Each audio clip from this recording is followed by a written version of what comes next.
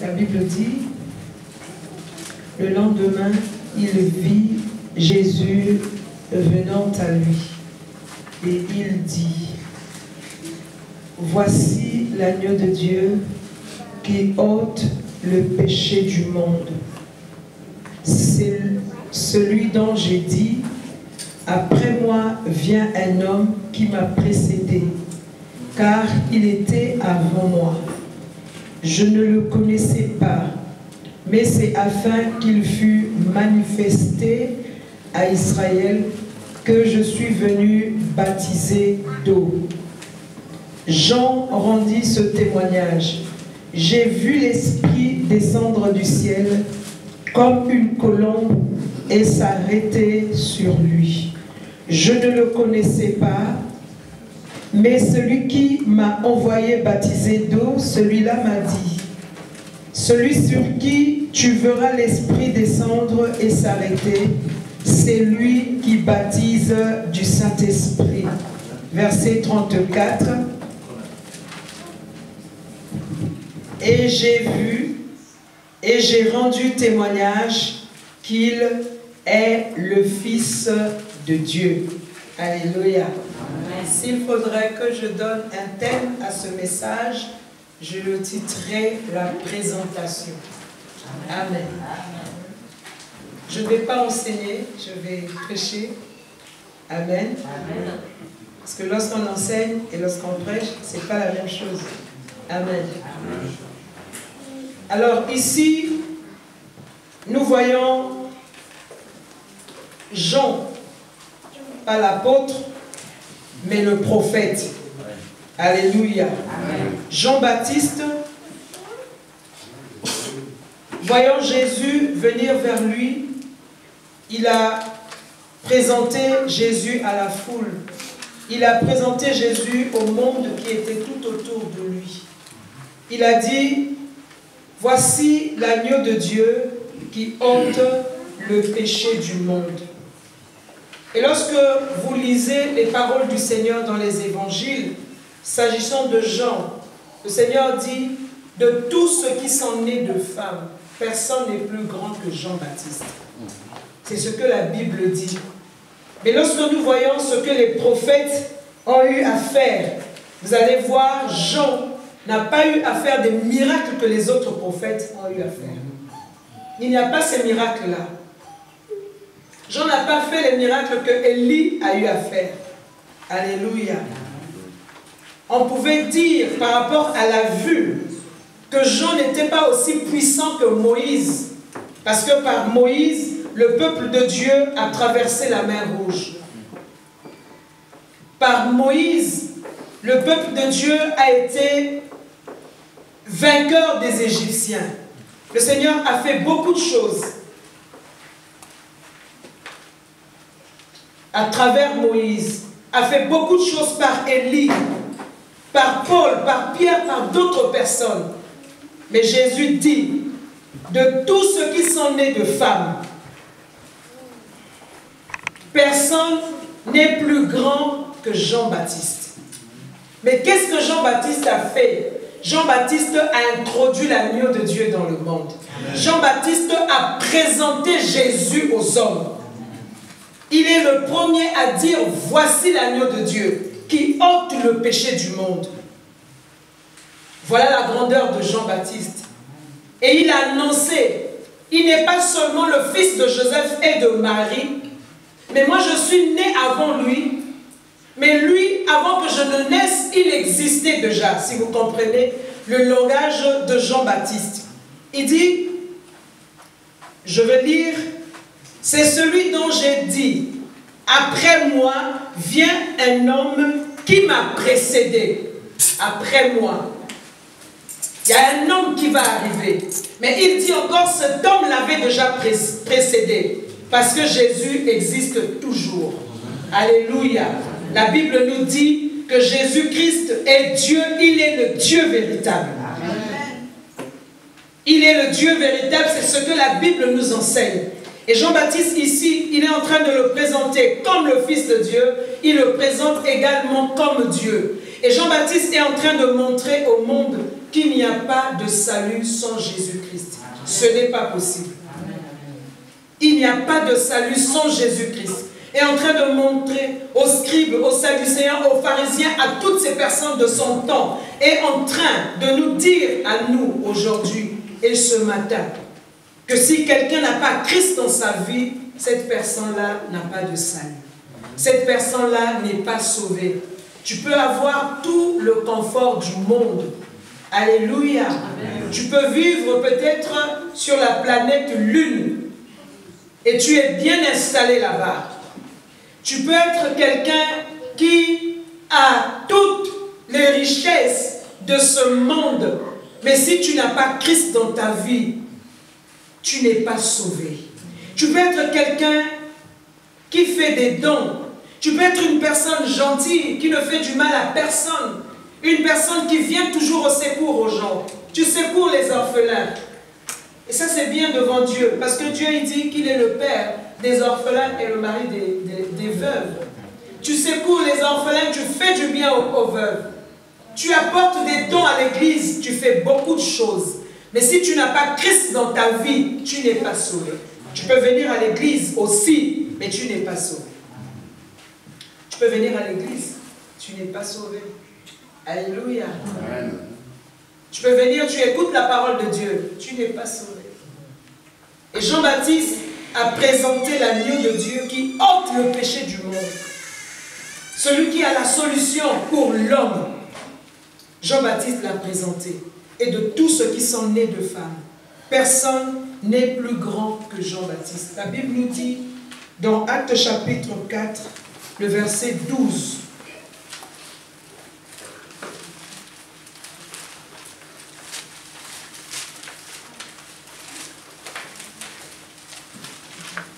la Bible dit, il n'y a de salut en aucun autre, car il n'y a sous le ciel aucun autre nom qui ait été donné parmi les hommes par lequel nous devions être sauvés. Quelqu'un était en train de me dire, il dit donc tu veux dire que dans telle religion par exemple, tout ce que les gens sont en train de faire, c'est vrai qu'il y en a ceux qui font du tort aux autres, mais il y en a ceux qui sont fidèles par rapport à leur religion et ils croient au Dieu créateur, ils pensent qu'il y a un seul Dieu dans le ciel.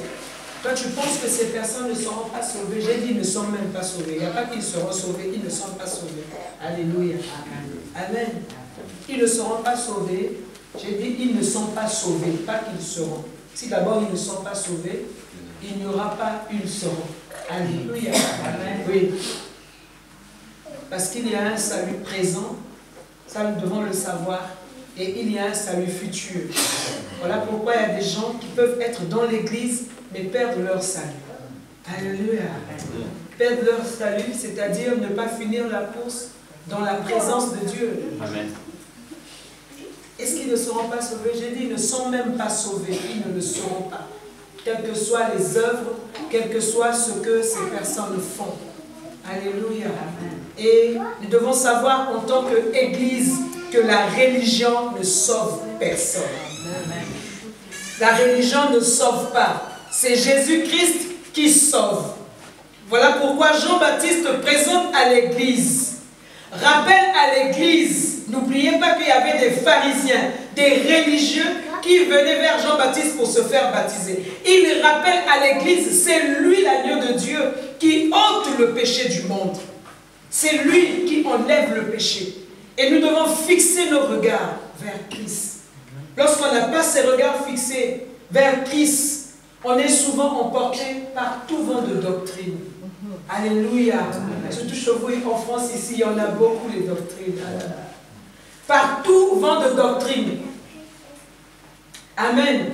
Par tout enseignement. Il y a un qui apparaît là-bas, on le suit. Il y a un autre qui sort à gauche, on le suit. Alléluia. La Bible nous enseigne, ceux du peuple qui connaîtront l'Éternel agiront avec fermeté. Amen. Parce que quand tu ne connais pas l'Éternel, tu ne peux pas agir avec fermeté. Lorsqu'il y a un vent, tu suis ce vent. Alléluia. Moi, je suis dans mon église. Je peux faire un calcul rapide. Bon, je ne sais pas. Mais ça fait au moins plus de 25 ans que je suis dans mon assemblée. C'est là où j'ai accepté Christ. C'est là où j'ai connu des hauts et des bas. Mais je suis dans mon assemblée. Parce qu'aucun jour, Christ m'a dit, quitte. Quand bien même il y avait des sujets pour pleurer, je ne suis jamais partie. Parce que le Seigneur m'en a pas donné l'orientation. Il ne m'a pas dit de partir. Je ne suis pas partie. Et je peux dire aujourd'hui, dans le ministère Némi, s'il y a 50 églises, au moins 35, je peux le dire ainsi, ont été implantées par nous. Amen. Alléluia. Amen. Ça, je peux le dire. S'il y a 10 assemblées ou 15 assemblées à Brazzaville, 15, au moins 10 ont été implantés par nous sous le ministère de notre Père, le pasteur. Alléluia.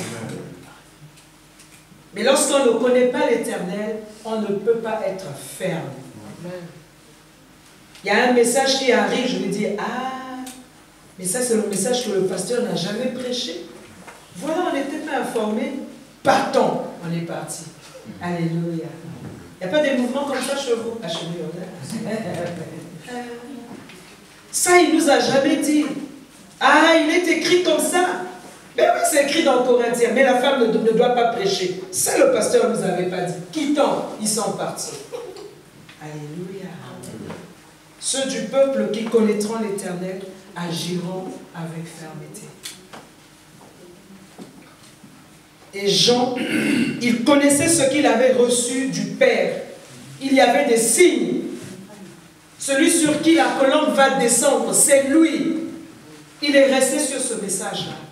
Et lorsqu'il a vu la colombe se manifester, il a rendu témoignage. Voici l'agneau de Dieu qui enlève le péché des hommes. Voici l'agneau de Dieu. L'agneau qui doit être sacrifié. Il n'y a de salut qu'en lui. C'est lui qui enlève le péché du monde. Suivez-le. Est-ce que tu suis l'agneau de Dieu? Est-ce que tu as des regards sur l'agneau de Dieu? Ou tu as des regards sur un homme quelconque? Sur une personne quelconque? Il faut savoir que les hommes te soivent. Alléluia. Il peut être aujourd'hui pasteur, demain il devient commerçant. Vous l'avez connu comme ministre de Dieu. Après quelques jours, c'est un commerçant. Il n'est plus ministre de Dieu. Qui tu vas suivre? Il faut suivre Jésus. Et Jean nous a présenté Jésus. C'est Jésus qui apporte le salut. Il n'y a de salut qu'en Jésus seul. Et si quelqu'un n'a pas Jésus, cette personne-là ne rentrera pas dans la présence de Dieu, ne rentrera pas dans le repos éternel. Voici l'agneau de Dieu qui ôte le péché du monde. Il n'y a de salut en aucun autre qu'en Jésus. Alléluia. Amen. Je disais à l'église hier, je disais à l'église aussi, il y a 2 jours que Jésus-Christ, vous voyez, dès qu'il est arrivé, Jean l'a présenté. Et Jésus, en partant, il nous a demandé de faire le même travail que Jean. Présenter Christ à d'autres personnes. Et lorsque nous présentons Christ à d'autres personnes, les âmes sont arrachées de l'enfer pour le royaume de Dieu.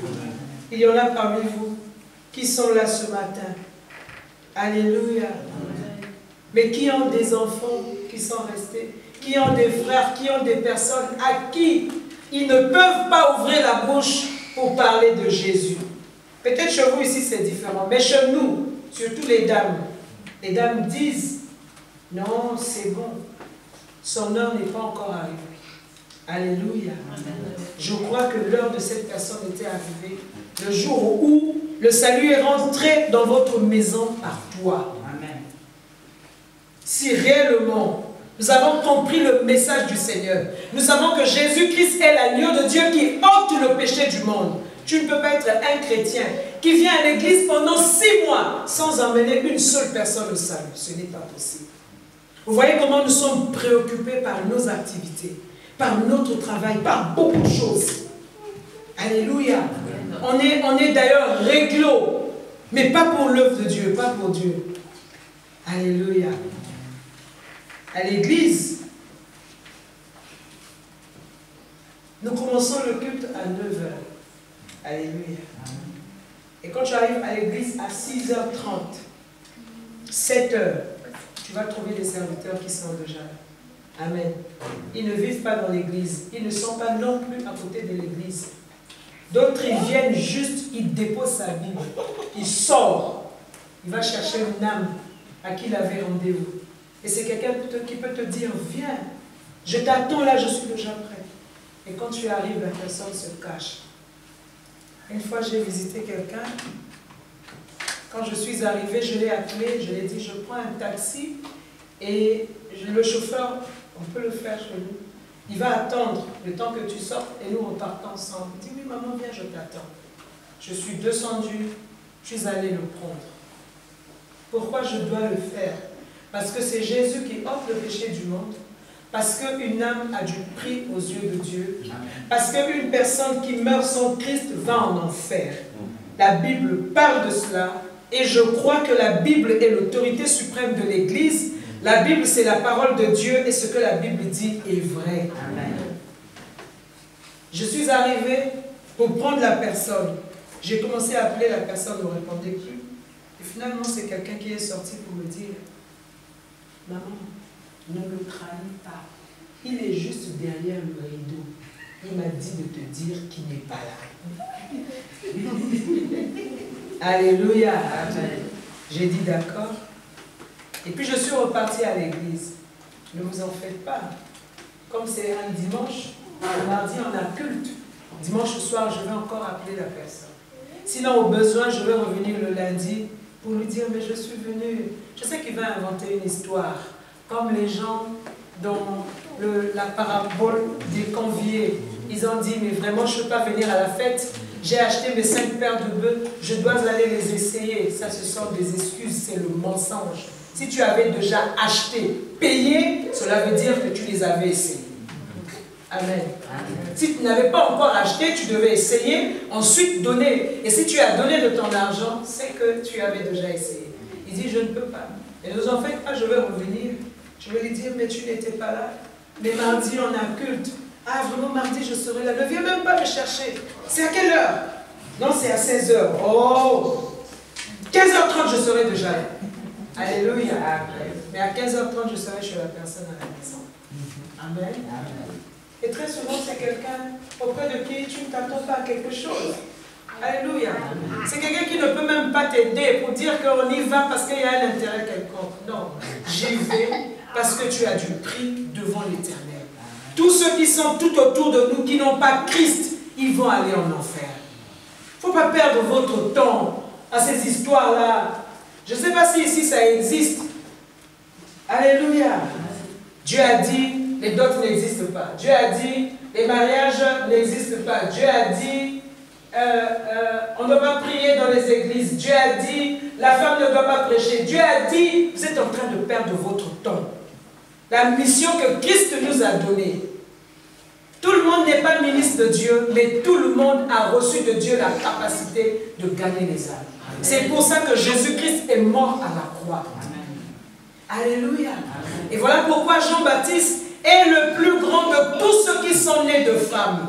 Il s'est effacé pour présenter au monde, voici l'agneau de Dieu qui ôte le péché du monde. Parce que si les gens n'ont pas l'agneau, les gens vont périr. Alléluia. Et nous voyons, parce que dans le monde, beaucoup n'ont pas l'agneau de Dieu, il y a des choses qui se passent au milieu de nous. Tout ce qui se fait, c'est le résultat du péché. C'est le résultat du cœur sans Dieu. Alléluia. Quand tu rentres ici avec une bombe pour tuer des gens, c'est parce que dans ton cœur, tu n'as pas Dieu. Amen. Si Christ est dans ta vie, tu ne vas pas rentrer ici avec une bombe pour tuer. Tu ne vas pas prendre du poison pour tuer quelqu'un et prendre son poste. Ça se fait plus en Afrique. Hein. Je ne sais pas si ça existe. Ça peut. Alléluia. Amen. Tu ne vas pas mettre du poison. Parce que tu sais que c'est une âme qui a du prix devant le Seigneur. Voici l'agneau de Dieu qui ôte le péché du monde. Comment tu fais? Tu es chrétien. Tu viens à l'église depuis janvier jusqu'à aujourd'hui. Tu n'emmenais personne à Christ. Et tu vis normalement. Et tu es normal. Je vais te dire que tu n'es pas normal. Alléluia. Amen. Tu n'es pas normal. Chez vous ici, on envoie des gens voir Des psychologues, c'est ça? De qui? De psychologues.